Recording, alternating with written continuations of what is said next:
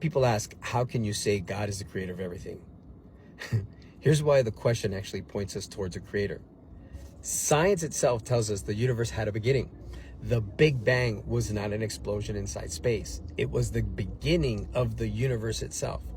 At that particular moment, time, space, matter, and energy all came into existence simultaneously. That means that the universe isn't eternal. It had a starting point. Look, now here's where it gets really interesting, and we got to start looking at the facts.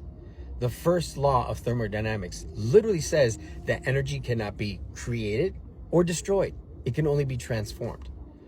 Now, if that law applies inside of our universe, then we have to ask ourselves, where did the universe come from? Because if energy cannot be created within the universe that we exist, then the universe itself could not have created its own energy. Which leads us to the real question, which is, why does anything exist at all? And have you ever asked yourself the question, what's the meaning of life? Why are we here? Well, we have to look at our creator, which is backed by science, that literally says, science itself says, if time, space, matter, and energy all had a beginning, then whatever caused them must exist outside of them.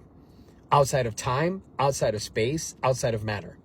This is exactly what people mean when they say that God is the creator. Because we're not talking about a God inside of a universe, but the creator of it all. And once you ask that question honestly, you're no longer talking about religion.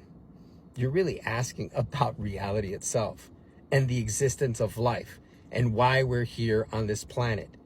Has it ever crossed your mind that even the universe points to one galaxy with one solar system, with one sun, with a set of planets, and one planet that's exactly 3 planets away in a perfect orbit, able to sustain life?